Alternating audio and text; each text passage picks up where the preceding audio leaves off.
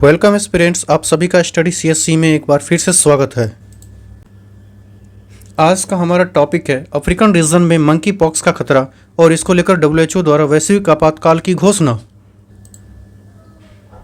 इस वीडियो में हम देखेंगे कि मंकी पॉक्स चर्चा में क्यों है, मंकी पॉक्स क्या है और इसके शुरुआती लक्षण क्या हो सकते हैं और यह कैसे फैलता है और इसके बचाव के क्या उपाय हैं। साथ ही साथ हम यह भी देखेंगे कि वायरस क्या होता है और लिम्फ नोड्स क्या है, और साथ ही साथ डब्ल्यूएचओ और इसके कार्यों को देखेंगे और अंत में इससे संबंधित एक प्रश्न को भी देखेंगे। मंकी पॉक्स एक संक्रामक रोग है और यह एक वायरल डिजीज़ है। हाल ही में मध्य और पूर्व अफ्रीका में इसकी उपस्थिति दर्ज की गई। डब्ल्यूएचओ यानी विश्व स्वास्थ्य संगठन ने मंकी पॉक्स को ग्लोबल हेल्थ इमरजेंसी यानी वैश्विक स्वास्थ्य आपातकाल घोषित किया है। मंकी पॉक्स एक स्मॉल पॉक्स फैमिली का ही एक वायरस है। पहली बार इसकी पहचान 1958 में डेनमार्क के कोपेनहेगन में की गई थी और इसकी पहचान बंदरों में की गई थी। यह संक्रमण सामान्यतः 2 से 3 सप्ताह तक रहता है या फिर कमज़ोर इम्यून सिस्टम रहने पर यह और अधिक अवधि का हो सकता है। अगर इसके शुरुआती लक्षणों की बात करें तो मांसपेशियों में दर्द, पीठ दर्द, ठंड लगना, थकान, सूजी हुई lymph nodes, swollen lymph nodes, fever या फिर हेडेक इसके शुरुआती लक्षणों में शामिल हैं।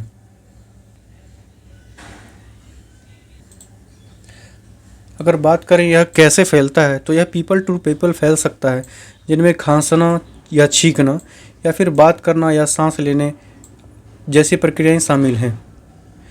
यह जानवरों से इंसानों तक पहली बार पहुंचा था या पहली बार जानवरों से लेकर से इंसानों तक पहुंचा था, जिसमें अगर आप संक्रमित पशु का मांस या फिर उसके द्वारा उत्पादित अन्य उत्पाद जैसे दूध, दही आदि का सेवन करते हैं तो आप इस वायरस से ग्रसित हो सकते हैं।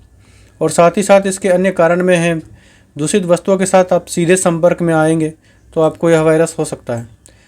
अगर बात करें कि इससे कैसे बचें तो इसके लिए निम्न सावधानियां बरतनी चाहिए, जैसे दूसरों के आसपास होने पर आप मुंह और नाक को ढकने वाला मास्क पहनें, बार बार छुए जाने पर सतहों को साफ करें जैसे कि पब्लिक प्लेस,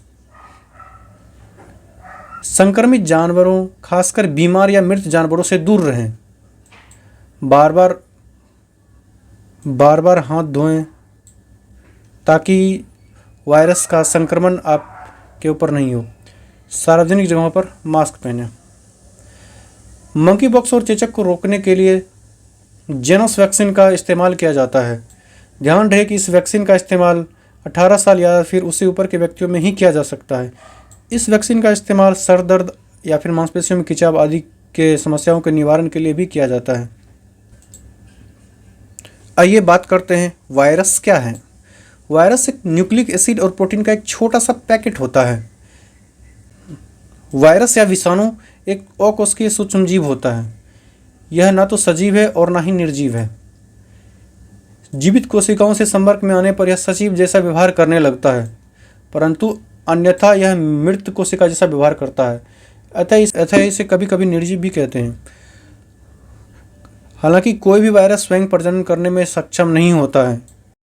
आइए अब देखते हैं वायरस से होने वाले कुछ रोगों के उदाहरण, जिनमें से एक है इन्फ्लुएंजा।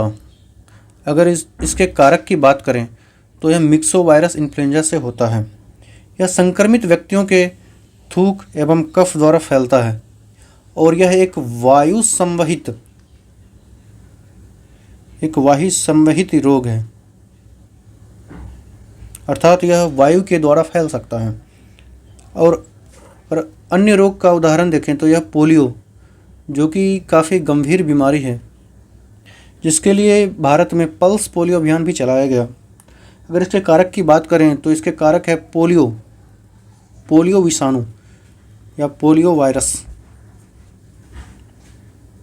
जो कि जल एवं भोजन द्वारा फैलता है और यह तंत्रिका तंत्र को प्रभावित करता है। खसरा, जो कि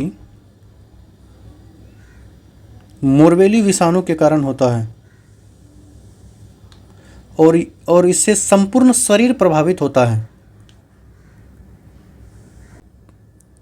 वायरस से होने वाले एक अन्य रोग रेबीज, जो कि रेबीज विषाणु के कारण होता है।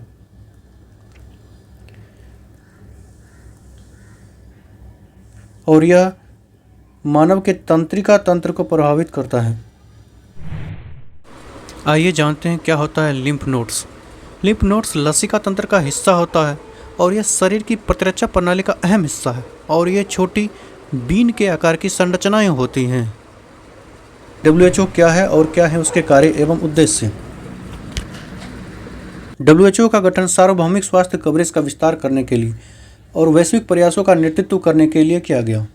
इसकी स्थापना 7 अप्रैल 1948 को किया गया, जिसके उपलक्ष्य में हर वर्ष 7 अप्रैल को विश्व स्वास्थ्य दिवस मनाया जाता है। वर्तमान में इसके सदस्यों की संख्या 194 है। साथ ही साथ यह विश्व भर में 6 क्षेत्रीय कार्यालय उपस्थित हैं और इसके साथ ही 150 देशों में भी कार्यालय उपस्थित हैं।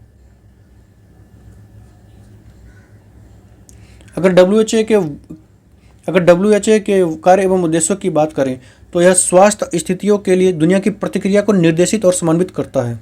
जैसे कि कोरोना महामारी के समय में इसने कोरोना को विश्व स्वास्थ्य आपातकाल घोषित किया था। साथ ही साथ वर्तमान समय में मंकी पॉक्स को वैश्विक स्वास्थ्य आपातकाल घोषित किया है। यह विज्ञान आधारित नीतियों और कार्यक्रमों का उपयोग करके सभी के लिए अच्छे स्वास्थ्य को प्राप्त करने के लिए दुनिया के लिए एक महत्वाकांक्षी योजना की रूपरेखा तैयार करती है। अर्थात वायरल डिजीज एवं महामारी के समय नीतियों का कार्यान्वयन कैसे हो, वो यह निर्धारित करती है।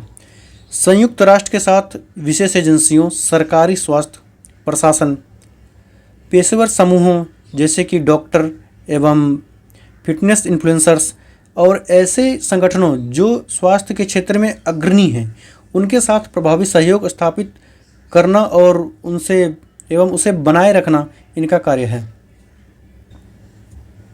साथ ही साथ सरकारों के अनुरोध पर या फिर विभिन्न देशों के अनुरोध पर स्वास्थ्य सेवाओं को मजबूत करने के लिए यह सहायता या फिर एड प्रदान करता है।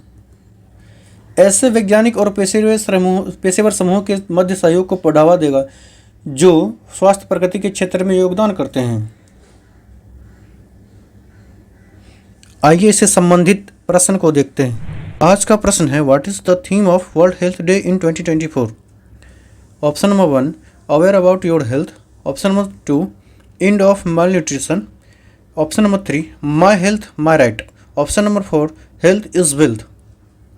इसका उत्तर आपको नीचे कमेंट बॉक्स में मिल जाएगा या फिर इसका उत्तर आप कमेंट बॉक्स में अवश्य दें। समसामयिक मुद्दों से संबंधित ऐसे ही निरंतर वीडियोस प्राप्त करने के लिए जुड़े रहें स्टडी CSE के साथ। नमस्कार।